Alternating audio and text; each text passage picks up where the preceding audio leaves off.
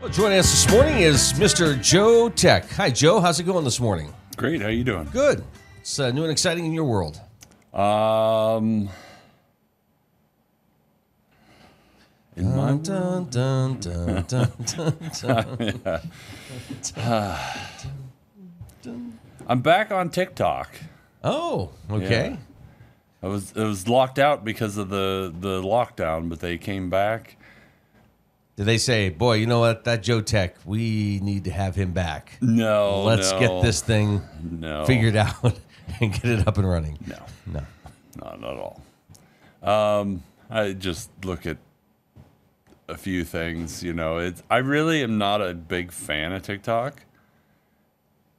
It's okay, but and it's probably because I haven't trained the algorithm to what I like, and I don't like enough videos, and I'm sure that's it. But there's a couple people that I know that post on there, so I go and look at their videos, and that's about it. Okay. But the parent company ByteDance, they have a deadline to try and sell themselves off, and it's gone radio silent.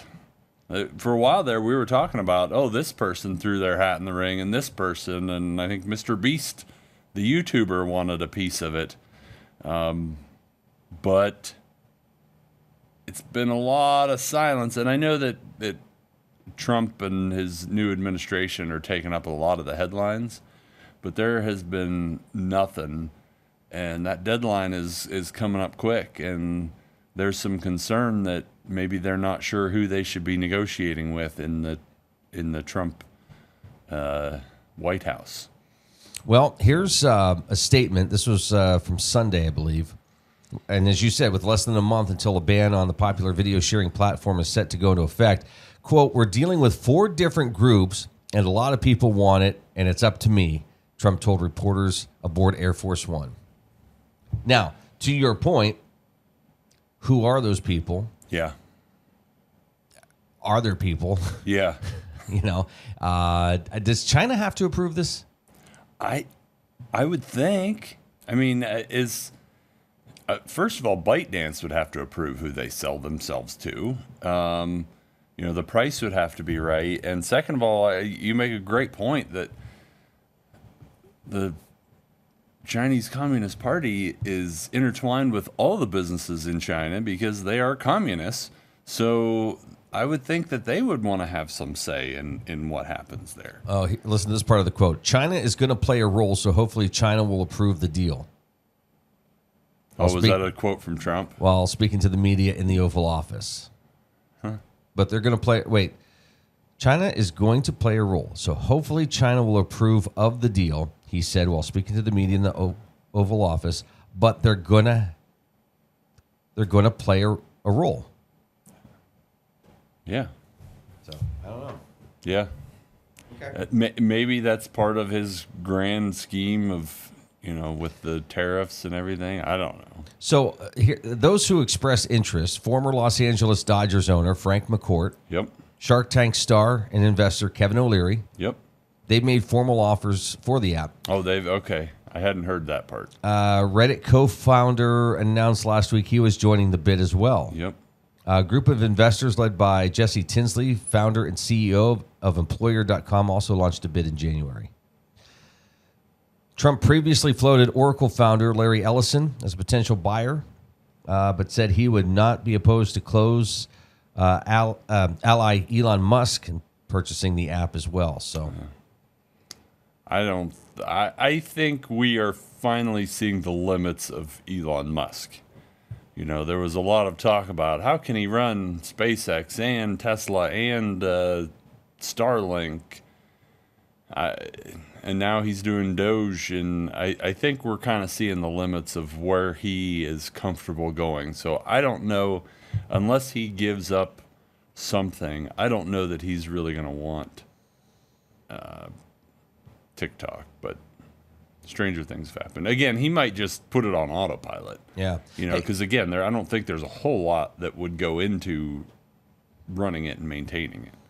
Well, staying on Musk for a moment, yesterday, X went down for a little while. was hacked apparently, or And that's what he claims is it was a hack. So I know I was watching a little bit of Pat McAfee's show, and they were looking for updates on, NFL trades and stuff. And Oh, yeah. it would go down for a while and then come up. that's and I was waiting for that decision on the Meadville Oh, Uniontown yeah. game on X, Yeah. and it was like on and Yeah, off. you almost had to go to Facebook for up-to-date news. I know. Yeah, it's funny for as much as people were complaining and we're gonna leave. It's like that's TikTok became and it still is the place where you go for breaking news. That's where a lot of people post first. TikTok or X? X. I'm sorry. Did I say TikTok? I meant X. Yes. I think you want to buy it. If I had the money, Luke, that would be awesome. Okay. I didn't win the lottery last week. So Next time. Sorry. Next Maybe time, next yeah. time. So, yeah, for as much as people complain, X is still where people go for breaking news. And some people may have left, but my guess is there's a lot of dummy accounts and fake accounts, and I bet a lot of the people that left started up a new account that nobody knows is them, just so they can see what's going on and keep abreast of what's going on. So. Yeah. Well, anything else in the world of technology from the past week? And so it's been kind of a quiet week because, again, a lot of the news is taken up by Trump. So the TikTok was the big one. Oh, North Korean hackers. At least we assume it's North Korean hackers. Stole a bunch of Bitcoin. $1.5 billion worth of Bitcoin. And they've converted at least 300 million to unrecoverable funds. So the criminals known as Lazarus Group swiped a huge haul of digital tokens. The crypto exchange Bybit 2 weeks ago. So people were trying to track them down and find them and find the crypto that they had stolen, but they've actually already converted some of it. So that stuff is just gone, period. So it surprises me that it's North Korea. I still find it hard to believe that North Korea is that sophisticated that they can do some of that, but I'm just going by what the article said. So, but the U.S. and allies accuse the North Koreans, so it could be them, and it might just be not necessarily North Koreans, but North Koreans paying this group to do this. With what limited funds they do have, they might just say, "Hey, hack into this and steal some money for us, and we'll give you a portion of it." Did we talk a little bit last week on the private sector doing more with space travel? And I know there was... We did. Okay. Yeah, because the one moon lander actually landed, and then the other one... Did we talk about the other one? I don't think. I think we talked about the one that did land, but then a couple of days later, there was another one that almost landed. Almost made it. It turned over on its side. Well, the one that did land, did you see the image? No, I didn't. I haven't seen any of the absolutely images. gorgeous. I'll see if I can find it, but Yeah. It was beautiful. Yeah. It's pretty incredible what some of the stuff that they've been able to do from private companies. It wasn't that long ago that was NASA was the only one doing anything really between state governments, NASA and, the Russians, were the leaders, but it was basically states that were doing it and only a few of them at that. But now it's just random private companies that are able to. Now they do piggyback. So a lot of these folks, the lander that did land, it didn't shoot its own rocket up. It piggybacked off of Musk. So Musk actually got it into orbit, and then they went the rest of the way and landed. How much of a role does NASA play, even with the private sector? Are they helpful? They are, and they help coordinate a lot of that stuff. So everything kind of runs through NASA, from what I understand. So that it's all coordinated, and there's not just, and there's still a lot going on. That there's a lot of random stuff up there, but yes, I believe it's all coordinated through NASA, especially the stuff going clear to the moon. Now, I don't know how it works if it's a non-U.S. agency. So Japan has been working on sending and landing a module on the moon. So I don't know if the different nations coordinate, but I know that there's coordination as well with the FAA. So the FAA has to actually clear any launches from ground-based rockets into space as well. So there's a lot of coordination that has to go on. Let's do this real quick. You're watching the Morning Drill on Stream TV and on the Armstrong Neighborhood Channel. Joe Tech with us here each and every Tuesday morning. Joe, I think you mentioned last week Apple's products that were released. I think all the pricing's been out, tablets, phones.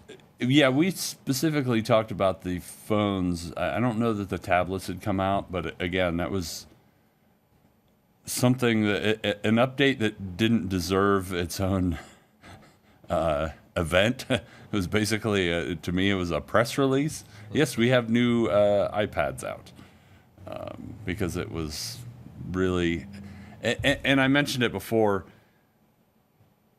those are really a utilitarian kind of a product, so people don't get as excited about that. And I've got to have the next one. When it's time to get an iPad, you go take a look, and I got to figure out which one's which and figure out which one I want. Okay, so my background with my wife managing the bank. So there's always the security features that are important for keeping people protected. Yes. But I want to ask you, do we live in a time where people just sort of know at some point I'm probably going to get hacked, or if I'm using my debit card or using my mobile app at a store, there's a chance that company could get hacked, that it's just part of life now? And I bring this up because I had a conversation with somebody who said something to me about an email. Like, I have this because it's a separate email, it's private. Okay, but do you lock down your phone? Do you do anything? No. So you're probably getting tracked some way there. I know. It's a mental thing. Like, they understand that when you're using this technology, you're putting yourself out there. I think a lot of people are just at that point where it's like, yeah, I'm probably going to get hacked at some point. And that's why a lot of people will use, a credit card as opposed to a debit card for a lot of their online stuff, so that there's that layer of security, because it, puts the onus on them to, do that security as well.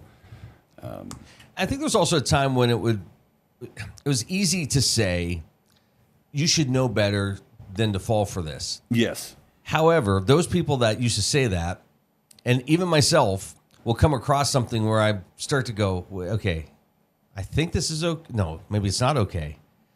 Like, it's gotten that good. They have gotten very good at spoofing websites. So when you click on links, everything reads legit, and it's like, oh, well, maybe this is correct. But then, there again, use a credit card so that you could dispute charges and be like, no, I was, even if it's just a one time, what they'll do is, they'll make it a recurring fee. And so you just keep getting charged month after month after month. So yeah, there's a lot of shady stuff going on out there. So yes, I think a lot of people, it's just, at some point it's going to happen. What can I do to reasonably keep myself protected and keep my cash and keep that extra protected? And, if I use a credit card, at least I'm somewhat protected. And then I know last week we started to mention that Microsoft kind of doing away with Skype and or Skype being more incorporated with the Teams. Yeah. But again, will people go that direction? Will people still use Zoom? I mean, there's a lot of, I think when it comes to companies, a lot of options out there today. Yes, yeah. And Zoom, I think, is to some extent shooting themselves in the foot. They're trying to make themselves into more than what people really want them to be. They're trying to become a platform, and it's like, well, I just really need to you were fine. Just leave it alone. Just make it not glitch as much, when I'm doing my, team meeting here with all these remote people. Just make it as clear and easy to use as possible. So, yeah, there's other options out there, and there's a lot that we don't talk about just because Zoom gets all the attention because they're the big player, and Teams because it's Microsoft. But yes, there's a lot of other products out there that will do similar things. It's interesting. Apple co-founder Steve Wozniak made a comment the other day, just sort of on the state of big tech, saying they own our lives. Yes. That's not to say that if you wanted to go dark, you couldn't do it. But you would have to leave the cell phone. You would have to leave. If you really wanted to go dark, you could do it fairly easily, except for the fact that technology makes everything so convenient for us. The ability to find what you need on the internet so quickly. I mean, even looking back, I mean, it's just where it comes from the time we were in high school to now, to how much easier things are. It was not that long ago that it was a rigmarole to get online. You were using dial-up, and you had to tie up a phone line, and it was a lengthy process. Now it's always connected. Our phone is always, even when it's just sitting here, it's going, it's sending data back and forth. So it's just so ubiquitous now that it's. I remember as a kid being yelled at, "Hey, if you're going to be on the phone that long, wait till after 9. Yeah. The rates are cheaper." Yeah, the rates are cheaper. They're always trying to get money out of us somehow. Yeah. And then it was, what if you, even the cell phones, if you call after a certain time, it was cheaper, and if you text after a certain time, it's cheaper. And I'm switching over to it's the same no matter when you text. And before wrapping up here this morning, I saw this article. I think this is from Florida. University of Florida professor developed an invisible watermark to detect AI-generated writing, basically to catch students who might be using AI for their homework.